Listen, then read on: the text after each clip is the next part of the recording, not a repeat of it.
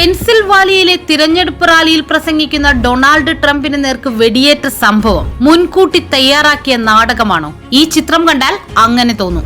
വെടിയേറ്റ ട്രംപിന്റെ ജീവൻ രക്ഷിക്കാൻ ശ്രമിക്കുന്ന സീക്രട്ട് സർവീസ് ഏജന്റുമാർ ചിരിക്കുന്നത് ഈ ഫോട്ടോയിൽ വ്യക്തമാണ്. ഇത്ര ഗുരുതരമായ ഒരു സിറ്റുവേഷനിൽ ഈ ഉദ്യോഗസ്ഥർ ചിരിക്കുന്നത് എങ്ങനെ? അങ്ങനെയെങ്കിൽ ട്രംപിനെതിരായ ഈ വധശ്രമം ആസൂത്രിതമായ ഒരു നാടകമാണോ? വരൂ, നമുക്കിതിന്റെ സത്യാവസ്ഥ ഒന്ന് പരിശോധിക്കാം. ഈ വധശ്രമം ഒരു PR നാടകമാണോ? ഈ അവകാശവാദത്തെ പിന്തുണയ്ക്കുന്ന ഈ ചിത്രം യാഥാർത്ഥ്യമാണോ? സോഷ്യൽ മീഡിയയിൽ പ്രചരിക്കുന്ന 3 സീക്രട്ട് സർവീസ് ഏജന്റുമാർ ഡൊണാൾഡ് ട്രംപിന് ചുറ്റും നിൽക്കുന്നതും ചിരിക്കുന്നതുമായ ചിത്രം യാഥാർത്ഥ്യമല്ല എന്നതാണ് വസ്തുത. ഇതാണ് സംഭവ സ്ഥലത്ത് നിന്നുള്ള യഥാർത്ഥ വാർത്താ ചിത്രം. ഇതിൽ സീക്രട്ട് സർവീസ് ഉദ്യോഗസ്ഥർ ചിരിക്കുന്നില്ല. ബിസിനസ് ഇൻസൈഡർ പ്രസിദ്ധീകരിച്ച വാർത്തയിലും ഇതേ ചിത്രമാണുള്ളത്. അസോസിയേറ്റഡ് പ്രസ് ചീഫ് ഫോട്ടോഗ്രാഫറായ എവാൻ വുച്ചിയാണ് ഈ ചിത്രം എടുത്തത്.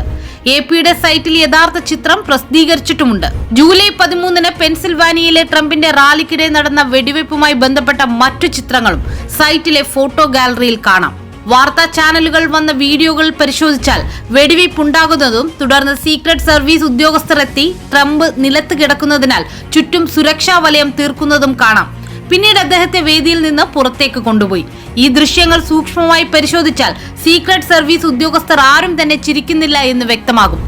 ഈ തെളിവുകളിൽ നിന്നെല്ലാം നമുക്ക് മനസ്സിലാകുന്ന കാര്യം, സോഷ്യൽ മീഡിയയിൽ പ്രചരിക്കുന്ന ഈ ചിത്രം സാങ്കേതികമായി കൃത്രിമത്വം നടത്തിയ ചിത്രമാണ്. അതായത് എഡിറ്റ് ചെയ്ത തെറ്റായ ചിത്രമാണ് എന്നർത്ഥം.